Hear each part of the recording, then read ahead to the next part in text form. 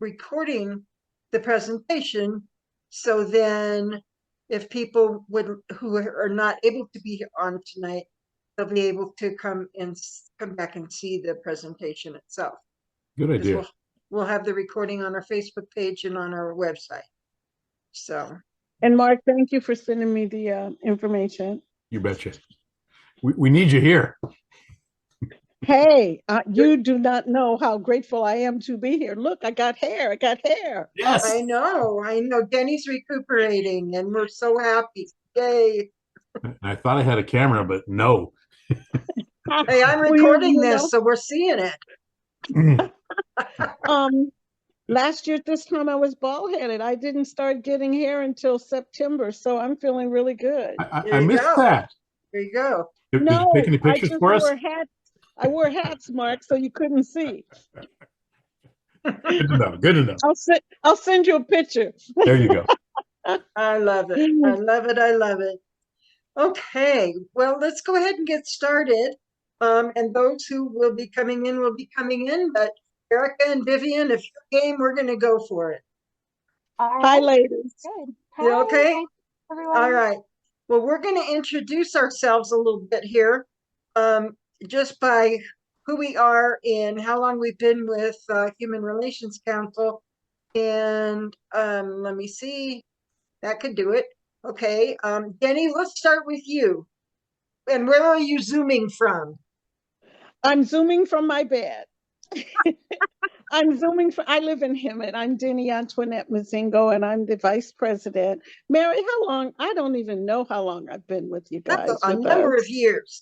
Yes. Probably about 4 or 5, maybe. Yeah, or At more, least. right. Yeah. And I'm so grateful that I can be here. But ladies, welcome. And we're really grateful with what you're doing out in the community. And we hope that we can work with you. And Mark and I, we back and forth because we're in the same profession. They're both attorneys. I was going to say, I didn't know you were a prostitute. Oh my God. Oh, Lord. Oh, Julie, talk to us. Mark, ouch. Ouch, yes. Right. Okay, Mark, who are you and where are you coming from? I guess I'm not incognito anymore, huh? Not anymore. No. Okay. Well, I share a profession sometimes with Denny. I've been in Hemet for 7 years, and as soon as I found these folks, I joined. I think I went to the essay contest. What's the official title of the essay? The Black History Month essay contest. Yeah. Okay, out at the San Jacinto College. Right. And I was impressed by something or somebody, because I ended up joining up and then decided I needed to be on the board. And then I decided that we really, really needed to have a standing committee on the homeless. And we're just sort of crawling along, trying to get there. That's all right. But I'm really proud of you guys for stepping up for me as the chair. I am very grateful. And we are grateful too. Thanks, Mark. Okay. Glad you're here too. And Malcolm's still incommunicado, but he's our president, Mr. Fearless Leader. He's also Mayor Pro Tem. He let me know today. He's now not mayor anymore. He's Mayor Pro Tem. Oh. And I think that means he took a big sigh of relief. I think. I know I would have. I bet he would. I would too. Anyway, so like I said, he's in about 3 meetings, and if we need him, I'm supposed to text him. So I just wanted to let you know he's here. He's listening, but he's not going to introduce himself right this second. Okay, and Julie, how about you? Would you like to tell us who you are, where you're Zooming from, and how you know about... Let him see you for 10 seconds. Well, we didn't see you, Mark. My camera is not working. Hello, I'm Julie Parker. I live in Bellevue, Nebraska, and I met Mark online, and we share the same faith. So I'm going to be paying a visit to Hemet here in about a week and a few days. Oh, very nice. And welcome. She said she wanted to meet all the good people, and you guys are the best I could come up with. Oh my God, we love you too, Mark. So you'll be here for Christmas and Hanukkah and Kwanzaa. Yes. Welcome. And Well, we know through you'll the enjoy yourself. 31st. I'm not sure of Oh, the date okay. of Hanukkah and Kwanzaa, so Yeah, you're All good. You'll right. be here. It's nice okay. meeting you, Julie. Nice to meet you all too. Thank you Glad so you'll much. be out here. Glad you'll be out here. All right. And I'm Mary Moore. I think I am Mary Morse, Treasurer of Human Relations Council. I've been with Human Relations Council for about 23 years, something like that. And I'm zooming from Idlewild, where there's 5 inches of snow on my front deck, which is just fine with me because then I can tell people I'm snowed in. So even though I could go anywhere I wanted to, I have a 4-wheel drive Durango, but it's a good excuse. Anyway. You still have the retreat? Oh yeah, I run Spirit Mountain Retreat, which is a spiritual retreat center, but it's absolutely a wonderful place, and I've been doing that for 8 years up here. So been living up here for 16 years. Good heavens. Anyway, okay, a long time. And Well, she's also our past president of many years, and she has Yes. been our fierce leader, and Thank we you. love her. Thank you. Thank you. Okay, well, I got information from our presenter our original presenter, who is not here this evening. As of yesterday, she came down with laryngitis. And she said, there's no way I can present. She said, can I have my colleagues present? And I said, absolutely. So anyway, I'm going to do some little intros that Gail Hepner is the person who was originally our presenter. I would like to welcome Erika Cleland, who has a master's and is in the human trafficking program. She's the human trafficking program manager at REACH, formerly known as the Center Against Sexual Assault. She received her master's degree in forensic psychology in 2014 from Cal Baptist in Riverside. She's been with REACH for 6 years with experience in case management, intakes, outreach, and education. We welcome you, Erika. We're glad you're here. And I'm going to also introduce our other presenter, who is Vivien Cash. She is an associate clinical social worker. She graduated from Simmons University with a master's in social work with a specialization in trauma and interpersonal violence. She's a U.S. Navy veteran, bilingual, and she's been with REACH since 2018 and has held various positions with the agency, including the SART advocate, program coordinator, associate director, and trauma therapist too. So I am so happy to welcome both of you here tonight. And I am just going to let you go forward. I'm going to mute myself because one of the people that wanted to be on this call is calling me, which means he can't find his link. So I'm going to mute myself and you guys go ahead and start. Well, Okay. Erika, I'd like to say hello again because I'm Jag, Navy. So you're my sister, and I'm going to mute myself. That was, I think, Vivien. Vivien, I'm sorry, Vivien. Hello, sister. Double time. Yeah, I was an AV8. I was in Okinawa for like 6 years. Wow. But enough of that. We're here to hear about you guys. Well, thank you guys for having us today. I'm really grateful to be here, and I will just go ahead and start sharing screens. That way we can have a PowerPoint for visuals. But please feel free throughout the presentation if you have any questions to unmute yourself or throw it in the chat, and then we can take questions as we go. Oh, Mary, would you be able to enable screen sharing? Yes, I can. And our other people are coming in. Okay, perfect. The 2 who were on the road, they just got there. They just got home. So they're going to be on one screen. Okay. So let me get to the share screen. All participants, absolutely. Okay, you'll be able to, Let me do that quick intro first for these two. Okay, Erika? Okay. Evan, you there?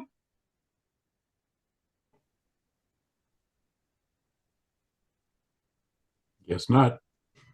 Well, he's there. He's just He's incommunicado muted. also. That's okay. We'll get him later. So we have Kevin Spear and Sharon Jerry who are on that call. And we'll connect with them later. I'm glad they're there. All right, go ahead, Erika. I've got it set up so you can share your screen. Perfect. Thank you. And You're then I just welcome. wanted to share as well that I am actually zooming in from Lake Hemet. So I don't have as much snow on the ground as you do, just 15 minutes up the hill, but there is some snow still left behind. Oh, which is very fun. good. Very good. Yeah. Yeah. So, all right, let me go ahead and make sure I've got the PowerPoint up and ready. And I will share sound as well because we do have a video. Yes. Okay, good. Okay. And then I just like to double check because I know sometimes it doesn't transition. Do you still see it with the notes or do you see it as presentation mode? It is presentation mode. Perfect. Yeah, Okay. it's good. All right. So thank you again, Mary, for the introductions. My name is Erika, as you said, and I am currently the Human Trafficking Program Manager. I've been at the agency for 6 years, and I will also let Vivien just kind of briefly introduce herself before we jump into the material. Good evening, everybody. My name is Vivien Cash. I'm an associate clinical social worker, and I've been with REACH since 2018. I started as a practicum student, just doing, my internship there, and just never left. Very good. All right, so here is our vision statement and our mission statement. And essentially, this is stating that REACH is committed to changing the climate that perpetuates violence and promoting relationships built on respect, trust, compassion, and equity. And we strive to provide accessible services with empathy, dignity, and cultural humility. And these are our populations that we serve. We service those who have been affected by sexual assault, intimate partner violence, also known as domestic violence, any form of child abuse, whether it's physical, emotional, neglect, sexual, and even bullying is captured in that. And then we also provide services to human trafficking survivors. And just to add to that we serve both, we serve all genders, all ages. So that's not encompassing, it's not just women who's victims of sexual violence, it's all genders, all ages. Yes, thank you for that. That is an important specification. Okay, and so this is our service area. We are located in Hemet off Florida Avenue. And so this is kind of the surrounding area. It's basically the southwest region of the county. That is our service area.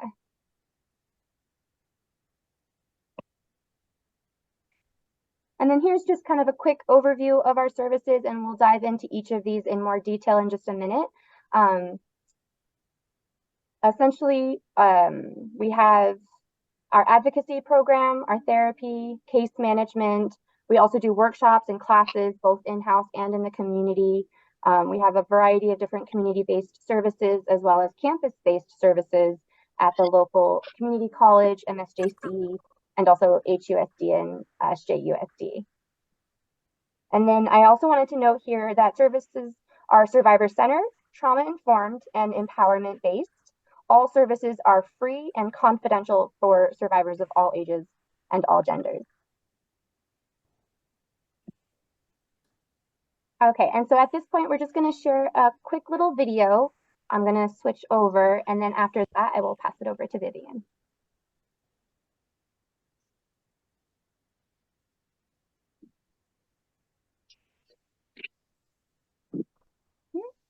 Didn't pop up. Let me just click on it once Was more. that embedded in your PowerPoint? It was, and I know that it wasn't, I knew that it wasn't going to work. And so I had it popped up separately.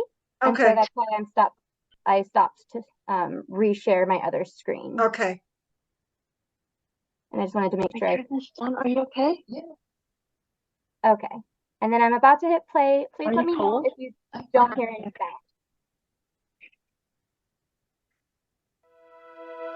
You have the sound?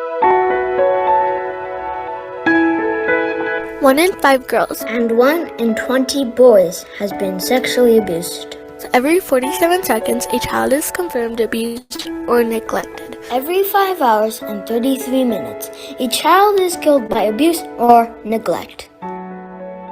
Every year in California, 500,000 children are hurt by adults. At least one of these children dies from being hurt every day. Last year, right here, in Hemet and San Jacinto, police were called out to check on 276 children. That's 23 a month. For every child that gets help, there are 2 who don't. REACH helps children who experience abuse go on to thrive in their lives. REACH helped 282 children last year. REACH helps children heal and feel safe. Together, we can be the community that children can count on.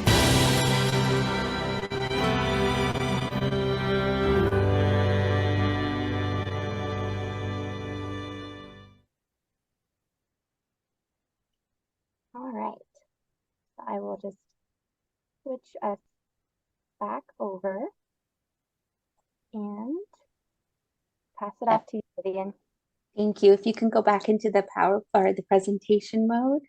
That video almost always makes me want to tear up just a tiny bit because one of those little voices in the video is my son. Oh, Okay, so we, as Erika mentioned, we have a lot of different services, and one of our really main components of why even the agency has started is around advocacy. We provide crisis intervention, emotional support, and safety planning, as well as vertical case management, which we'll talk a little bit more in a few slides here. Case management can be ongoing or it could be short term. We also are able to provide information regarding legal, medical, and anything through the healing process for survivors. Though we can't give legal advice, we do refer out for that. Our advocacy services can also include accompaniments. We have a 24-hour crisis hotline that is manned by primarily volunteers as well as staff. And our advocacy and accompaniments include actually going out and responding to what we call SART call outs. So if you have a survivor that is going to receive a SART exam, I know we typically use a lot of acronyms in this field. SART stands for the Sexual Assault Response Team. So commonly you might hear about it, as a sexual assault exam or rape kit done. We will actually have advocates that will be present and be there with the survivor. So that is not something that they have to go through and do alone. And actually in the next slide, we'll show you a little picture of our SART house, which I don't know if you guys are familiar with it, but we do have a house that survivors are able to go to, so they don't have to go to the hospital. They don't have to have this very, very personal kind of invasive exam done in the middle of an emergency room. They're able to go to this house. It is right across the way from the hospital, but they're able to sit down in a set, and it doesn't look like this exactly right now. We have changed out the couches since COVID so that they're easily sanitizable, but it is still a very much more comfortable environment where they're able to talk with law enforcement. They're able to talk with child protective services. They're able to sit down and talk with a nurse in a little bit more of a private setting. What you don't see in this image is if you were to stand to the right, we actually have a room that looks more like a medical exam room that you would see in a hospital. We also have forensic interviews, the child forensic interviews that are now being done right here in Hemet. So our families locally do not have to drive all the way to Moreno Valley to get a forensic interview for their children. Like I said, this is private and confidential. It is owned by the hospital. It's a very, trauma-informed setting that way. And the START House is done in collaboration with our SANE nurses, the START nurses that do the exams, with the Riverside County Child Assessment Team, which commonly is referred to as RCAT. They're the CAN unit that's located at our UHS hospital. As well as law enforcement, we have Riverside Sheriff's that is able to use this space, as well as the Hemet Police Department that often come. They've actually very recently, since we started doing forensic interviews there, we've even had the FBI reach out to us to see if they can utilize the service for one of their victims, and we've been able to coordinate that. So we've been very, very fortunate that we were able to have this space provided to us by the Hemet Valley Medical Center.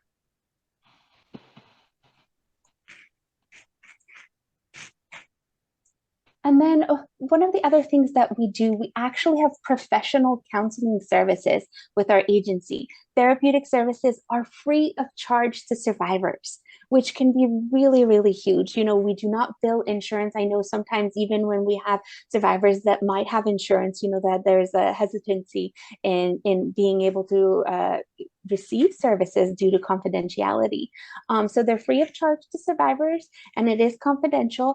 And we also are able to provide these services to their families, right? Sometimes we have, you know, survivors that maybe are like, you know what, I'm okay, I'm moving on. And then their families have a hard time with it, you know, or have a very difficult time in coping. So a lot of times you'll see people, you know, take on a lot of the shame and blame. So we're able to extend the services, not just to the survivors and victims, but to their families, to their support systems as well. Our therapy services will include individual, family, as well as group counseling, depending on the needs of the individuals. And we also have crisis counseling, meaning you don't have to be like assigned to a therapist. If you, we can have people just walk in and be able to receive support. That's of course, you know, not something that you would want to do ongoing, but we do have that option available. And we also, the 24-hour crisis hotline, every person that we have on the hotline has gone through our 51-hour training. So they're sexual assault counselors. We do have that peer support kind of available that way as well. But our professional the professional therapy services are actually all done by master level or postgraduate clinicians. So we have some that are licensed clinicians, we have some that are associates, and we have several therapist trainees as well. We are a learning program, so we do have a lot of practicum students as well. Our therapists are trained in evidence-based and trauma-informed practices, which includes trauma-focused cognitive behavioral therapy, CBT. As well as several other modalities. Oh, and right now I do want to add too that they're available for both in-person as well as like via telehealth. So virtual, we're able to do therapy services, kind of like we are here today in this room. So we're able to provide that both ways, which was, you know, one of the blessing in disguise for COVID, because we were not able to do that before, but now we're able to actually deliver services to a lot of individuals that prior to, you know, COVID might have not been able to come in, might have not had the opportunities for transportation to be able to get the much needed care that they needed. I think, Erika, then that's back to you. Yeah, so I'll go ahead and share a little bit about our case management service. So this is utilizing a strengths-based care management model, and the case managers provide intensive services and support to survivors and their families, similar to the counseling services.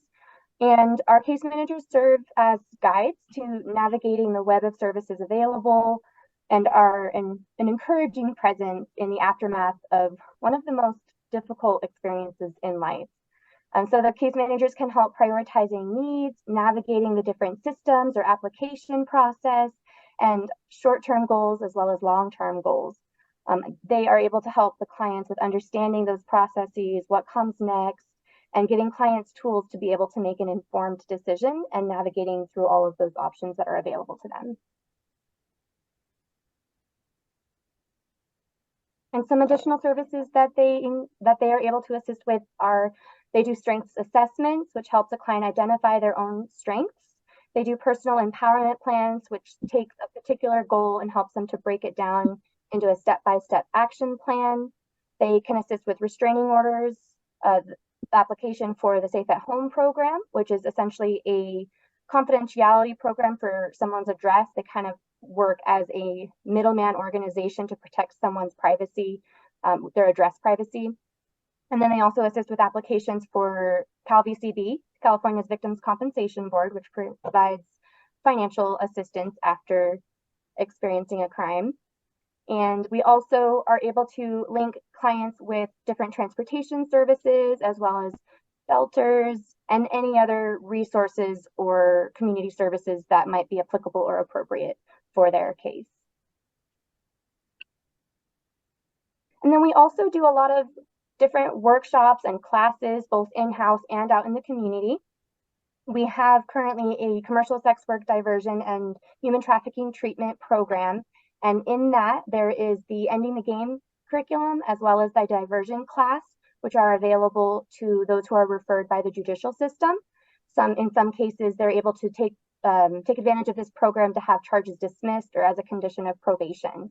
And we also offer a similar type of workshop group, like an ongoing workshop that is geared towards at-risk youth, and it is very prevention intervention focused, and that one is called Courageous Connections.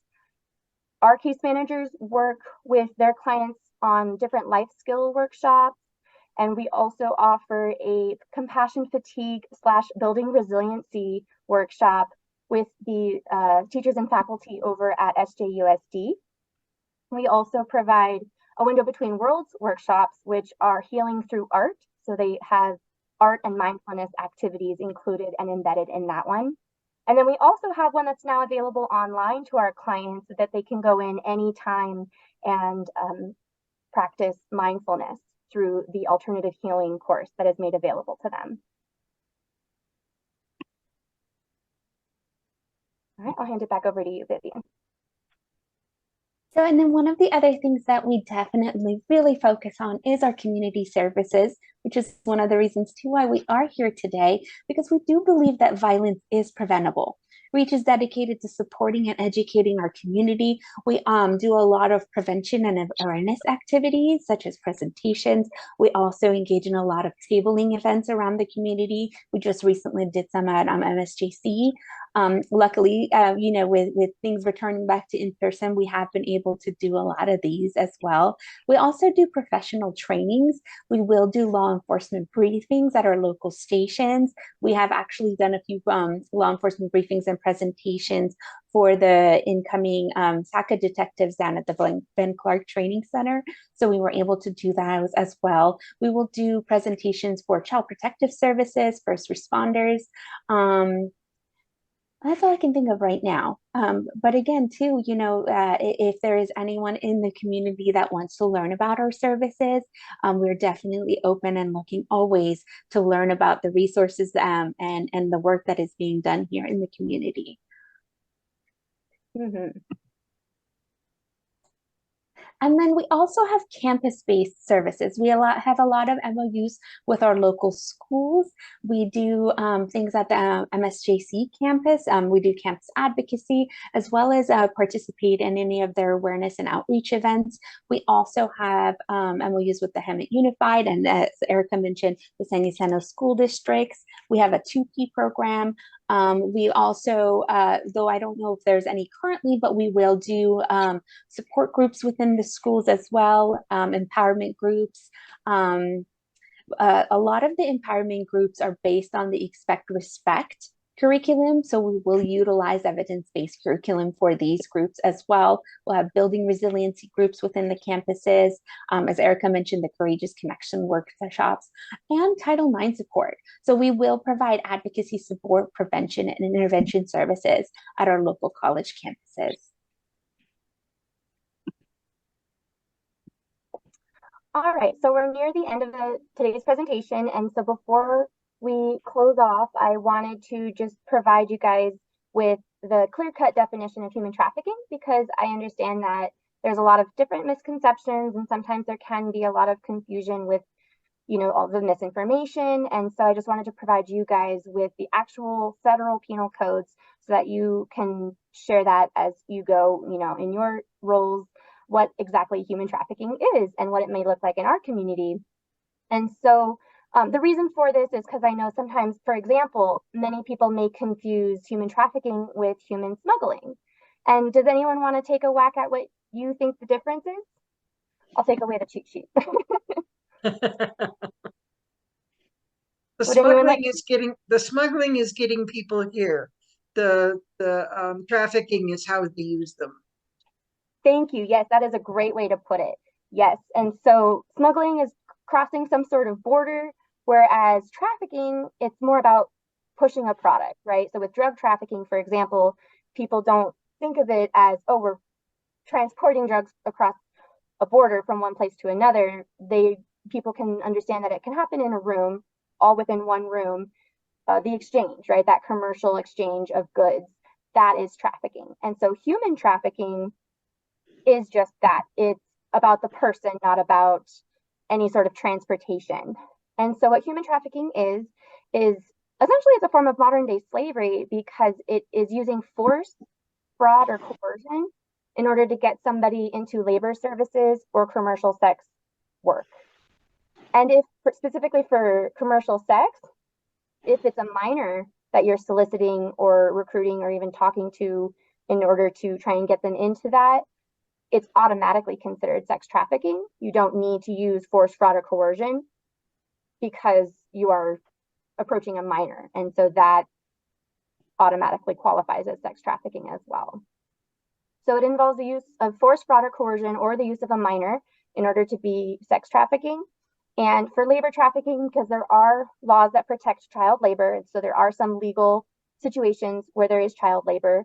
And so regardless of age, for labor trafficking, if there is any force, fraud, or coercion to get someone to engage in labor services, for example, domestic servitude or working at a restaurant or anything like that, if they're being forced, if they feel intimidated or that somebody's going to hurt their family, or if they were tricked, like they were told it was one job and then they found out it's another job, and there's some level of intimidation or coercion that is keeping them there, such as threatening to deport them or have them deported, or things like along those nature.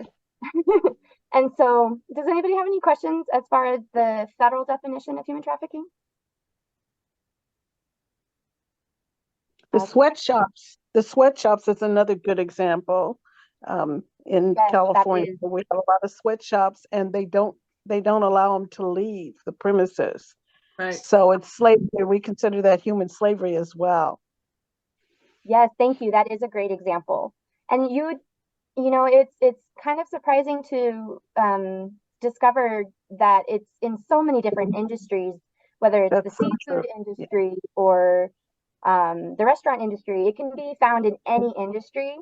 There is no age, gender, industry, or anything like that that is immune to humans exploiting other humans, for profit.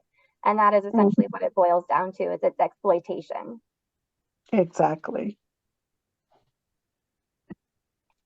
Okay, and so with that, I also wanted to share with you guys some current legislative changes that are going to be going into effect on January. And it was actually requested by Opal Singleton with Million Kids that this is announced because it is important for everyone to be aware, because it does go into effect in January, and this affects law enforcement as well as linking clients to services.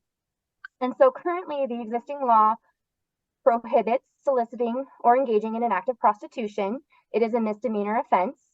And this will essentially legalize prostitution and allow those who have been charged with solicitation to petition for a dismissal of those charges. And so the amendment to that existing violation is possession of a condom, therefore can no longer be considered evidence against you for that, because if it's being legalized, then they can't use evidence against you for that. And also, a person who is reporting being a victim of a serious felony, such as domestic violence, human trafficking, sexual battery, extortion, stalking, any of those types of crimes, if they're reporting being a victim of that, then they cannot be arrested for prostitution if it relates to that. And so that also includes substance abuse, prostitution, and or possession of condoms as evidence for prostitution. And so it is intended to protect victims from being criminalized. And there have been cases where someone has tried to report to law enforcement, I was a trafficking victim, they made me sell my body against my will, and then they ended up getting arrested instead of supported. And that, that does happen.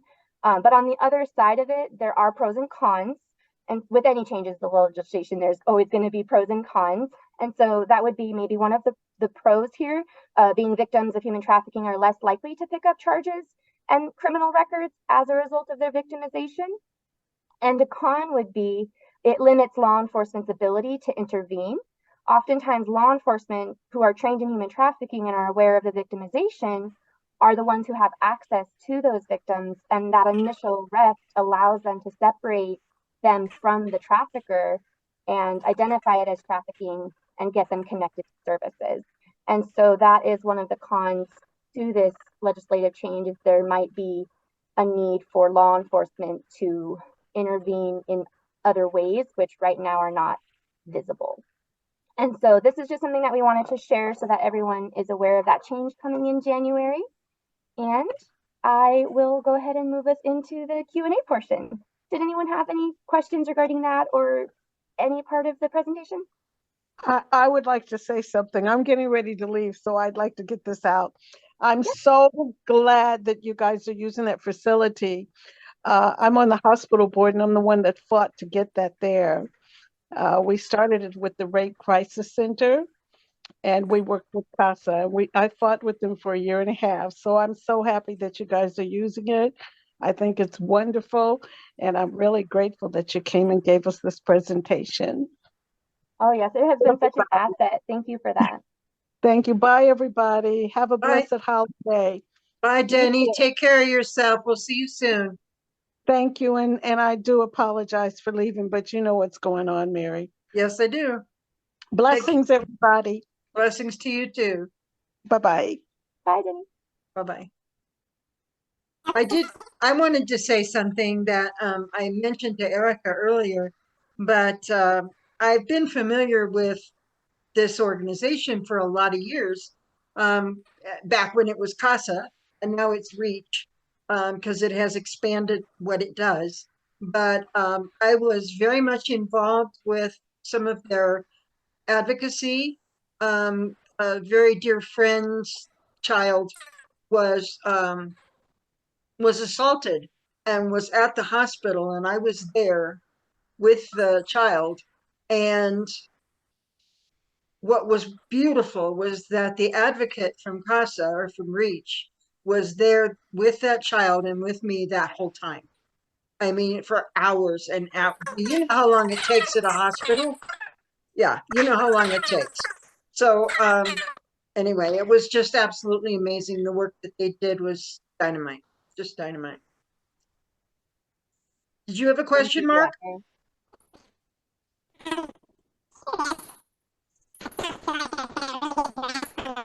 Okay, Mark, your audio is really weird.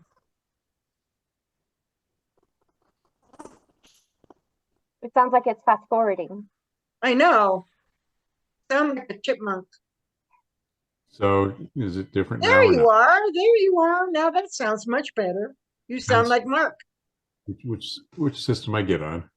Okay, well, you're on the right one now. I'm trying to understand the legislative change, and I'm curious for perspective whether law enforcement has taken a stand and whether this will be a barrier to enforcement or whether it'll help them. I'm just curious to round out my perspective. Yeah, I think, thank you for that question. I think that there is a lot of local law enforcement agencies that are initially seeing it as a barrier because they are able to separate a victim from a trafficker through the initial arrest, and after having a chance to talk to that person, not fully booking them, but actually getting them connected to services. And so it can be a barrier. And I think at this point, I kind of, as an agency, as a service provider, would love to support them in finding alternative ways that they can reach those victims. and also continuing to train law enforcement outside of Riverside County, because we are very blessed here in Riverside County to have law enforcement that is trained in human trafficking and is able to identify it. And so now we can kind of branch out and continue to train law enforcement throughout the area on this topic and how to identify it, whether or not they're able to make arrests. And do you have any proposals to facilitate their ability to communicate without using what I'm going to call pressure tactics? That's actually a really great question. We don't at this time, and I would probably start with consulting with the Riverside County Anti-Human Trafficking Task Force and ask them how they went about it when child sex trafficking or child prostitution first became criminalized, because they went through the same thing with that, where they were not able to arrest minors for it, and so they might already have some alternative ways of approaching those minors, and they'll probably apply those same alternative tactics with adults as well. So I would be curious to consult with law enforcement and find out how they pivoted with that previous legislation. I'm going to do That might be a good way. I'm going to do an interruption, Mark, for 1 second, just to let you know that our speaker next month is going to be Opal Singleton from Million Kids, and Opal is the executive director of that, and she does most of the training for the Riverside County Anti-Human Trafficking Task Force, etc. So she's trained law enforcement all over the place. So we'll be able to ask her some questions. And she's also the liaison for the Riverside County's Anti-Human Trafficking Task Force. So she works very closely with them and is probably the one who's working with them in trying to come up with some of those solutions. So she would be a great person to ask for if they've come up with some ideas. Okay, just trying to prospectively think of ways to run interference and not end up with any public opposition or attempts to repeal if you can address the problems in advance. Yeah, for sure. If they can somehow have this legislation and maintain the arrests and maybe even I don't know what kind of stats are run on a countywide basis, whether it would be collateral crimes or prostitution or what, but if you could show sort of before and after this did not hurt, that protecting these people resulted in, for example, if it's able to, equal or greater usage of witness, cooperative testimony, things like that. It would be interesting to see. I've witnessed that historically, and also in doing research for the diversion program, which of course would affect that. When I was initially doing research for that, and I was looking how things happened in other countries, like I think Spain, for example, they had already gone through the process of legalizing it. And the patterns that they recorded were anytime there was any sort of legislative change, and I'm speaking broadly, not just specifically with them, but the patterns I noticed was anytime there's any legislative change, whether it's legalizing it or criminalizing it, going from it being okay to not being okay and vice versa, anytime there's any sort of change like that, there is a little bit of an uptick in trafficking because the traffickers are so quick to pivot. And then after that initial uptick, regardless of the type of legislation change, the community in general kind of catches up to that, figures out how they pivoted, and then brings it back down. So it fluctuates anytime there's any sort of legislative change. And so I just foresee that things will look different, but we're all still going to be, we're all still going to be doing what we can what's within our power to address trafficking and acknowledging the difference between trafficking and free will commercial sex work. Is there any additional or prospective legislation that you folks would like to see that you would think would be more effective against the traffickers themselves?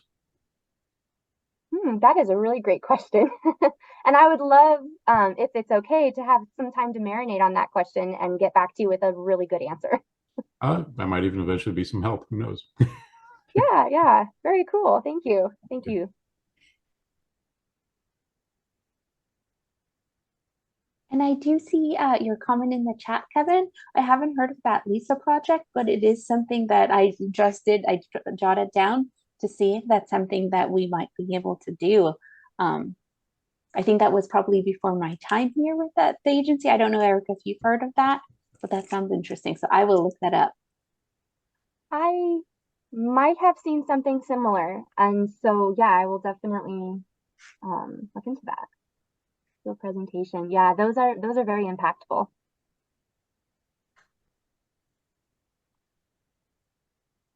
Good job. Yeah. Do we have any more questions? Kevin, you have anything else? No, it was fascinating. I didn't know the name had changed from CASA, and I like to see the wider net that it casts, the more services it provides, and to have a comfortable room like that where a traumatized person can go that's scared, and it's so intimidating to be in the bright lights of an emergency room, especially at a police department. So that was very informative. Thank you, ladies. Yeah, Thank you for having us. absolutely. Thank you so much. Any other questions, Julie? And Malcolm can't, I don't think he can talk right now. All right. Well, thank you so much, Erika and We Vivien. just came back on. Oh, No, okay. I'm very glad to hear this. I'm very pleased at the proactive conversation here. It is this agency, CASA/Reach, has been just been around a long time. Do you remember what date CASA started? 20 years ago, I'm sure, at It was least. more than it was over 30 years ago now. Okay, It yeah, was in the 80s, I believe. Yeah. 88, I want to say. maybe so, maybe so. I feel Yeah, like I should know this, but yes, that's all right. it was That's okay. 80s. No. I know it's been around a long time because I worked with them when I was worked at the homeless shelter and doing all kinds of things. So your organization has just been wonderful over the years, and I love just the fact that it has evolved and it is even stronger than it was before. So It's excellent. I know we're in the Midwest, and a little bit different culture. There are several advocacy groups, but working with law enforcement is really very proactive. We don't do that very often here. yeah, I love that idea. I've learned over the years studying trafficking, etc., that Riverside County happens to be a crossroads because you get from the coast into the Midwest, and also from the Mexican border up to the Canadian border, and so it's right smack in the middle. And so, although you think Riverside, San Bernardino counties are just just rural little old counties, but no, they are the hot spot. They're the hot spot for a lot of things that are going on. So really important to know and to recognize. They happen to be geographically the two largest counties in the country, by the way. Yeah, exactly. Exactly. Oh, I see 1982. Thank you, Vivien. Thank you. I looked it up. We do have a revamped website, so if you haven't been to see it, all of our services, information, we actually have a really wonderful get informed section as well, in case someone's not quite ready to directly call. They can get information from the website as well. It's reachus.org. Okay. Okay. Terrific. Well, I think this was our 40-year anniversary. Must be. Yes, it is. And we didn't do Did it. we miss it? We missed. Yeah, That's okay. It's never too late. Tell Gail she's slipping up here. No, I think we all missed that one. I think that COVID really put a wrench in all of our original, kind of plans and things, and so, but we are here, and if you guys have anything that we can do, please let us know. And, I was really glad to be able to be a part of, to be invited, and see the work that you guys do as well. So we appreciate you guys. Thank you so much for being here. And good night, everybody.